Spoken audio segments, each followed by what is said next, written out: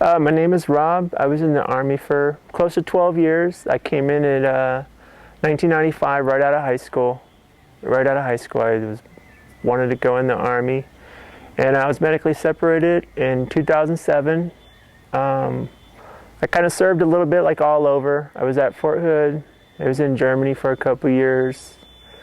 And I was in Hawaii for 5 years. I was also stationed in Maryland at one point.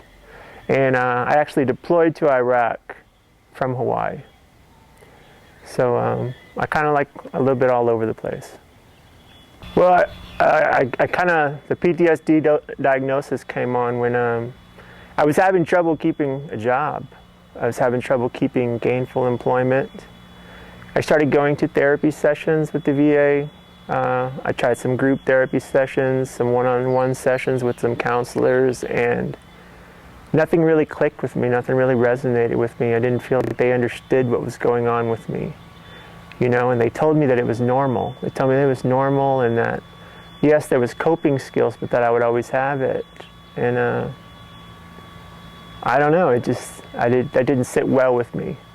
You know, it didn't sit well with me that the rest of my life I would have to take medication. And, you know, it just didn't seem like there was an answer in that solution for me. I was having so many problems looking for work, you know, and I just had to go into the VA and say, hey, look, you know, like I'm having an extremely hard time here. An extremely hard time. You know, I've had like 6 jobs in 2 years, and I've quit every one of them. You know, I've just up and quit for various simple reasons. I just couldn't deal with people, you know, so the VA made me a bunch of appointments, and it later found that I was suffering from PTSD. Well, you know, when I was deployed, there was many close calls with death, many, you know, and a mentor, a good friend of mine, was injured early on, first week or so, and that kind of set the frequency to my brain that, okay, like, I could possibly die at any moment, any day, any minute. You know, it was, you know, almost shell-shocked, you know, and it was hard to do my job. It's hard to make the right decision. I didn't discuss it with anyone. I just kept it, you know, bottled up inside. And as the close calls with death became more frequent, and I became more familiar with them, I got really comfortable with it, and I got careless. And I put myself in harm's way multiple times just because I was tired of living like that. You know, there was a particular situation where I was dropping another soldier off at the airfield to go home for R&R leave. And our DFAC had just been blown up by a suicide bomber. I wasn't aware of that. You know, I heard this huge loud explosion, but those happened all the time. And I dropped him off at the airfield, and just as I did, mortar rounds started coming in on the airfield. You know, boom, boom, boom. I mean, left and right. And instead of getting out of the truck and running to the building that was 10 feet away, I just drove straight into it, you know. And I'm not sure why I did that. You know, I don't know if I just panicked or I don't know why I did that, you know, but that was the closest that I came, you know. And of course, when I made it back to the unit and, you know, everybody was huddled up and they were taking accountability, I didn't mention it to anyone, you know. And I learned to just bottle these fears up. I just kept them to myself, and I thought something was wrong with me, you know. And you can only do that for so long before you start looking for some source of relief from all this stress and anguish that is, you know, bottled up inside you. And when that started happening for me, that's when the real problem set in, you know. Loss of alcohol, drinking to the point to not remembering anything, blacking out. Started drinking with the purpose to black out. That was always my purpose, you know. And fighting, starting unnecessary bar fights, just looking for some sort of relief, or, you know, or wanting to put myself back in danger almost, You know, like I had become so used and accustomed to being in a dangerous situation that when I was no longer there, I found it hard to just deal with everyday situations that weren't dangerous. I had to almost try to make them dangerous. I was actually medically separated for a back injury. So that's the first thing that came up. I had an MRI done on my back and I had a pretty serious back injury. So that's what kind of got the ball rolling on the medical separation. But at that point, I wasn't being open with the doctors. I wasn't ready to admit that I was having problems. Because everybody I was around in the Army was just like me. And I didn't think I was any different, you know? So I wasn't being completely honest with the doctors when they would ask me, are you having trouble sleeping? They would ask me, do loud noises startle you? You know, are you having relationship problems? Are you drinking too much? And my answer was always no. But that was the climate of the Army. You know, the climate of the Army was you just said no to everything. Because if you said yes to anything, you were flagged and you couldn't deploy with your unit. You were kind of ostracized and people made fun of you, like, oh, that guy thinks he has PTSD. I was in the same situation as everyone else. I'm not sure that they all dealt with it or didn't deal with it the same way. But I was in the same situation as everyone else, and I didn't understand if they were having the same problems or it was just me, you know. But one thing I was certain of is no one was talking about it, so either was I. Well, the biggest impact with the condition was on my family life. I put my wife through hell. I was always mad about things. I was always causing an argument. Nothing made me happy.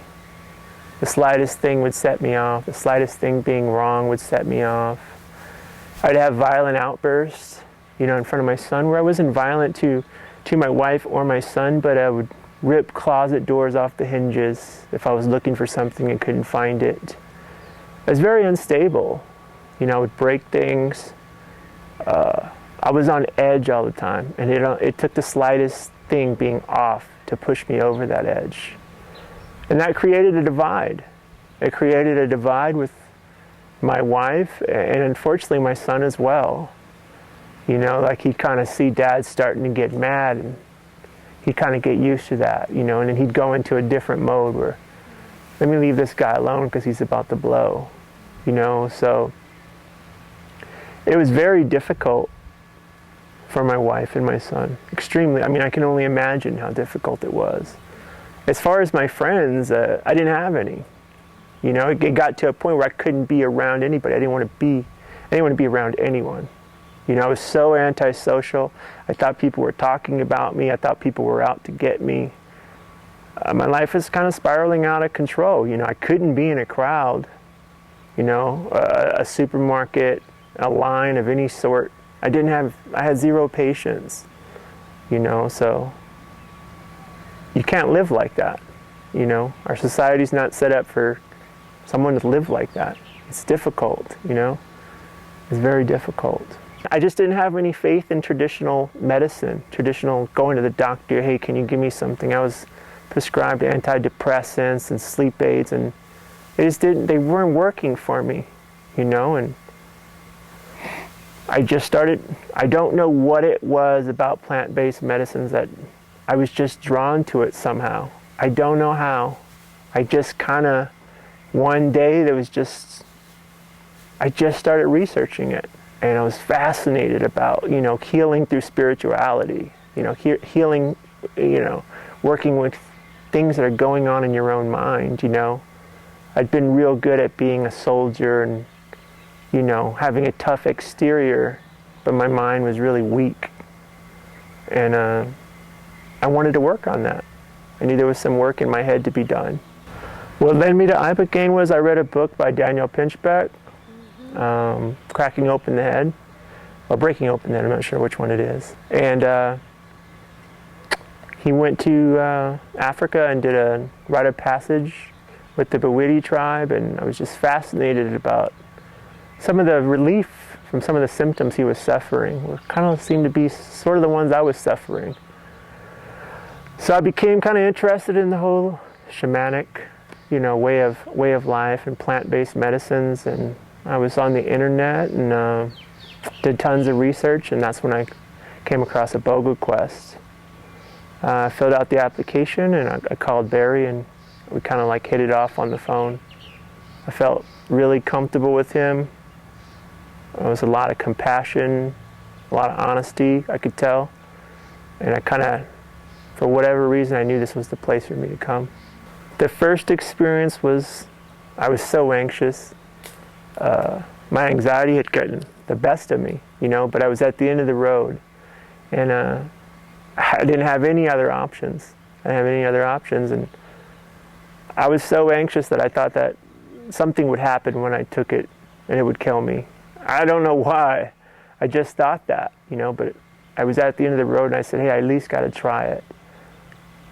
And I tried it, and it was more of a huge awakening for me to not only the problems that I was suffering from the war, but problems I was suffering my entire life that I wasn't even aware of. You know, and I guess I could say like the first experience, it felt like I was maybe born again. And this most recent experience, it kind of felt like more of like a warrior type experience. More of, instead of being born again, I was actually able to dig deep into the experience and get as deep as I could and really try to decipher what was going on during the experience, where the first time I was kind of overwhelmed and wow, you know, had a lot of those moments. Well, my quality of life's improved drastically. I'm a lot calmer. It's still not perfect, you know, but I feel like there's some tools in my head now that allow me to deal with things, whereas before I had nothing. I couldn't deal with anything. My family life, my family seems to be under a lot less stress because they're not walking around on eggshells now, whereas before they were, you know. And I don't have the feeling of, you know, the doom is right around the corner. You know, it was to a point prior to taking the Ibogaine that if I wanted to order something over the internet and it would take a week to get to my house, that was totally unrealistic to me. I couldn't see myself being alive in 7 days, as crazy as that sounds. 7 days sounded like an eternity, and I no longer have that now.